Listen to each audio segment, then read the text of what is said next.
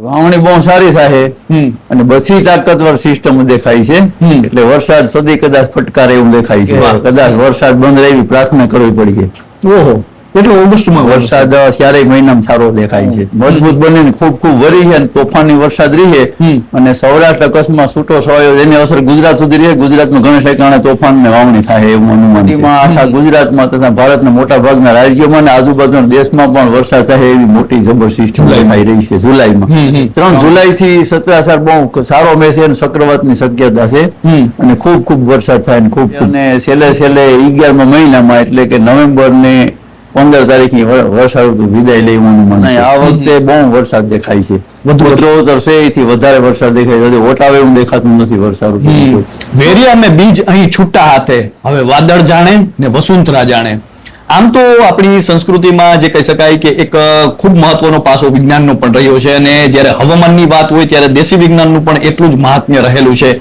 અને ચોમાસું કેવું રહેશે ચોમાસું ક્યારે આવશે આ પ્રકારના પ્રશ્નો દરેક ખેડૂતોના મનમાં હોય છે વાવણી ક્યારે થશે તો તેને લઈને વાત કરવી છે અને આમ તો કહીએ કે ખેડૂતો હવે ચાતક નજરે ચોમાસાની રાહ જોઈ રહ્યા છે અને એટલી જ આતુરતાથી તમામ આગાહીઓ પણ સાંભળી રહ્યા છે કારણ કે હવે વાવણી કરવાનો સમય આવ્યો છે ચોમાસાનો સમય આવ્યો છે અને ખેડૂતો માટે ચોમાસું ઉત્સવથી જરાય પણ ઉતરતું નથી ત્યારે હાલ આપણી સાથે ભીમા હતા ઓડેદરા જોડાઈ ચૂક્યા છે અને આપણે એમની સાથે વાત કરવી છે કે દેશી વિજ્ઞાન આધારે આ વર્ષનું ચોમાસું કેવું રહેવાનું છે વાવણી અને પાકો કેવા રહેવાના છે તે તમામને લઈને વાત કરવી છે તો આવું તેમની સાથે જ સીધી વાત કરીએ વાત ગુજરાતી પર આતા વાત ગુજરાતીમાં આપનું ખૂબ ખૂબ સ્વાગત કરું છું અને સૌપ્રથમ તો અત્યારે અનેક ખેડૂતો આપને જોઈ રહ્યા છે ને આપ જે રીતે દેશી વિજ્ઞાન આધારે ચોમાસાની આગાહી કરો છો તો આ વર્ષનું ચોમાસું આપને કેવું લાગે છે ખાસ કરીને ગુજરાત માટે ને આખા ભારત માટે ચોમાસું સારું રહેશે વ્યવસાય રાજ્યો માટે તો ક્યારે ચોમાસાનું આગમન થશે વાવણી કેવી થશે એને લઈને આપનું શું અનુમાન છે ચોમાસાનું આગમન તો માનવું કે આ સિસ્ટમ ગઈ પછી મે થી સિસ્ટમ સૂક્ષ્મ ચાલુ થઈ હતી 31 આવે તો એકદમ બહુ તાકાતવર બની અને વરાવમણી ભારતના ઘણા રાજ્યોમાં એ તો 31 પહેલા વાત કરી હતી કે ઘણા રાજ્યોમાં વર્ષે ને મજબૂત બનીને ખૂબ ખૂબ વરી છે અને તોફાની વરસાદ રહે અને સૌરાષ્ટ્ર કચ્છમાં છૂટો છવાયો એની અસર ગુજરાત સુધી રહે ગુજરાતમાં ઘણા ઠેકાણે તોફાન ને વાવણી થાય એવું અનુમાન છે તો ચોમાસુમાં જયારે વાવણી લાયક વરસાદ એટલે આપણે જોતા હોય તો વાવણી લાયક વરસાદની ક્યારે શક્યતા છે આ વખતે વાવણી કેવી થશે વાવણી બહુ સારી થાય અને બધી તાકતવર સિસ્ટમ દેખાય છે એટલે વરસાદ સદી કદાચ ફટકારે એવું દેખાય છે અને બધી તાકતવર સિસ્ટમ તો બીજી સિસ્ટમ આવે છે એ પણ એકદમ મજબૂત ને તાકતવર જે 3 જુલાઈ થી આવે છે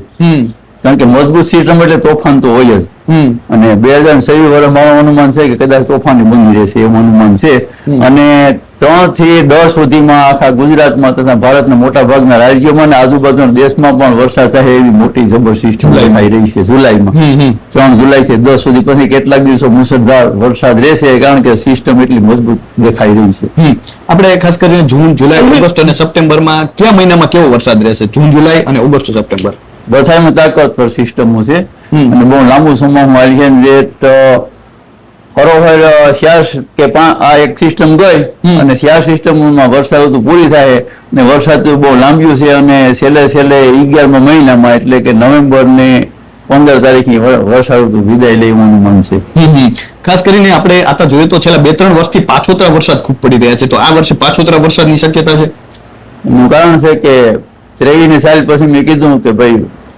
જળવાયુ તેજી પરિવર્તન છે તો એ ગામડાના નાના ખેડૂતો કહે કે ભાઈ ઋતુ પરિવર્તન થઈ ગયું અભણને ખબર પડે છે તો 3 વર્ષ ત્યાં જે વરસાદ ઉત્તરોત્તર વધારો 23 સાલ પછી થઈ રહ્યો છે તેમાં હજી કોઈ મારા અનુમાન પણ ઓટાવું દેખાતું નથી વરસાદ ખૂબ છે અવારનવાર ગુજરાતના તમામ વિસ્તારોમાં કે કયા વિસ્તારોમાં ચોમાસું સારું છે લગભગ ગુજરાતના મોટા ભાગમાં વરસાદ ઋતુ સારી જ દેખાય છે ક્યાંય ઓટાવું દેખાતું નથી તો મોટાભાગના વિસ્તારોમાં ચોમાસું સારું રહેશે દાદા હવે એ પણ જાણવું છે કે આપ તો દેશી વિજ્ઞાન આધારિત આગાહી કરો છો તો કયા વર્તારા મુજબ કઈ રીતે આગાહી કરવામાં આવતી હોય છે શું શું જોવામાં આવતું હોય છે કયા દિવસો જોવામાં આવતા હોય છે જેને આધારે આપ આગાહી કરતા હો છો કે જે પ્રાકૃતિક અસરો થાય છે વનસ્પતિ ઉપર પશુ પક્ષી ઉપર અને ફળઝાડ ઉપર એની અસર ઉપરથી વર્ષા ઋતુ કેવી રહેશે અને જે આપણું પ્રાચીન હવામાન નતું તેનું જે આપણે અખાત્રીજનો પવન છે, વંશ પરંપરા,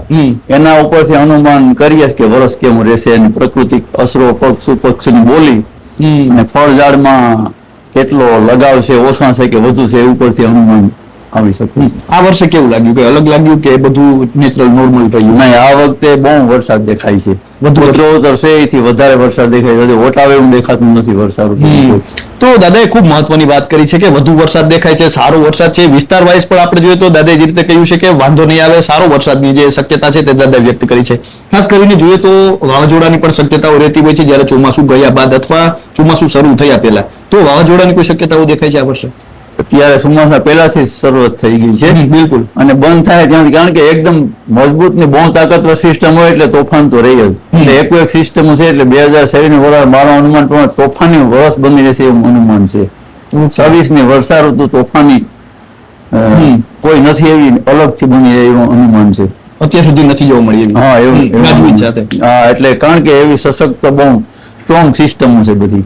2025 માં આપણે જોયું દાદા તો જે બંગાળની ખાડી છે એમાં ખૂબ સિસ્ટમો બની હતી, પરંતુ અરબ સાગર ક્યાંક ને ક્યાંક શરૂઆતમાં સક્રિય રહ્યો પરંતુ ત્યારબાદ નિષ્ક્રિય થયો હતો. તો આ વર્ષે અરબ સાગરમાં વધુ સિસ્ટમો બનશે કે પછી બંગાળની ખાડીમાં?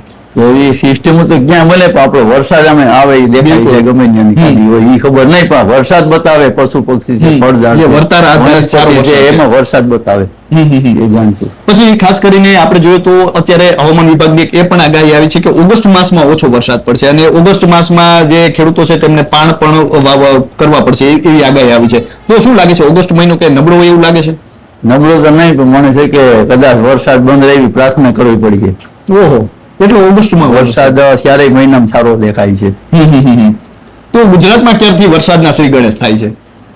3 જૂન મહિનામાં શું વરસાદની શક્યતા છે? જૂનમાં છૂટો છવાયો છે ગુજરાત સુધી, કારણ કે જે સિસ્ટમો એકદમ તાકાતવર છે ને એની અસર ગુજરાત સુધી છે ને અત્યારે વર્તાઈ રહી છે અત્યારના સમય. પછી આવતી જે સિસ્ટમ છે ને એ 3 જુલાઈ, એટલે જુલાઈમાં છે. 3 જુલાઈ થી સત્રાસાર બહુ સારો મેસે અને ચક્રવાતની શક્યતા છે, અને ખૂબ વરસાદ થાય ને ખૂબ એટલે વરસાદ સારો છે એવું વરસાદ સારો છે એવું છે, આધારિત લાગી રહ્યું. હા, એવું છે. અંતિમ પ્રશ્ન છે દાદા કે તમે ચોમાસાને બદલતા જુઓ છો, કારણ કે વર્ષો વર્ષ આપણે જોઈએ તો જે વરસાદ છે હવે અનિશ્ચિત થઈ ગયો છે. કોઈ વિસ્તારમાં પડે છે ત્યાં ખૂબ પડે છે, નથી પડતો ત્યાં નથી પડતો. તો આ વર્ષે એવું રહેશે કે પછી સાર્વત્રિક વરસાદ પડશે? આ વર્ષે સાર્વત્રિક વરસાદ પડશે, પણ દરેક વસ્તુ છે ને પરિવર્તનશીલ છે, આખું વિશ્વ પરિવર્તનશીલ છે. દરેક માથે પ્રકૃતિની અસર પડે છે. આપણે 10-15 ગામમાં હોય તો ગામનો નદીનો કિનારો બદલી જાય, દરિયાના કિનારા બદલી જાય, તો 10-12 વર્ષે ઋતુ ચેન્જ થાય છે ધીમે ધીમે. પણ અત્યારની જે સમયમાં છે ને એ એકદમ ઝડપથી ચેન્જ થઈ રહી છે. આપણે બદલાવ ભેગોથી લાગે છે, નહીં ધીમી ગતિમાં બદલાવ હોય છે, કારણ કે આખું વિશ્વ પરિવર્તન છે અને પ્રકૃતિને વસે. જળ ચેતન ઉપર પ્રકૃતિની અસર દરેકને થાય જ છે. ક્યાં ચોમાસું પાકું માટે આ વર્ષ સારું છે? હવે ચોમાસું આવે પાક તો થાય જ, એ તો બધા ખેડૂત અનુકૂળ વાવે. કારણ કે કપાસ હમણાં આપણે જોઈએ તો કપાસમાં છેલ્લા કેટલાક વર્ષોથી પ્રોબ્લેમ થાય છે. પછી મગફળી વાવીએ છીએ તો જે પાછોતરા વરસાદ પડે છે એના કારણે નુકસાન થાય છે. તો આ વર્ષે એવા પાકો વાવી શકાય? લાંબા ગાળાના મગફળી વાવી જોઈએ કે પછી આપણે જે ટૂંકા દિવસોની મગફળી પણ વાવી શકીએ? હવે એ તો ઋતુમાંથી આધાર છે, પણ વરસાદ પુષ્કળ છે. ઓકે, તો જે દાદાએ જે વાત કરી છે ખેડૂતો માટે ખૂબ સારા સમાચાર છે, ને જે આતા એ દેશી વિજ્ઞાન આધારિત જે વર્તારો છે તેના મુજબ કહ્યું છે કે આ વર્ષે ખૂબ સારો વરસાદ છે. ખાસ કરીને 3 જુલાઈથી લઈને જે દાદાએ વરસાદની આગાહી કરી છે, અને ઓગસ્ટ માસમાં પણ સારા એવો વરસાદની આગાહી વ્યક્ત કરી છે. અને આમ જોઈએ તો ખેડૂતો માટે આ ખૂબ સારા સમાચાર છે, કારણ કે ખેડૂતો આખું વર્ષ છે ચોમાસાની રાહ જોતા હોય છે, અને ખેડૂતો માટે ચોમાસું છે તે ખૂબ મહત્વનું હોય છે. તહેવાર જેટલું જ ખેડૂતો માટે ચોમાસું મહત્વનું હોય છે. ત્યારે હાલ તો બસ આટલું જ. ફરી મળતા રહીશું વાત ગુજરાતી પર.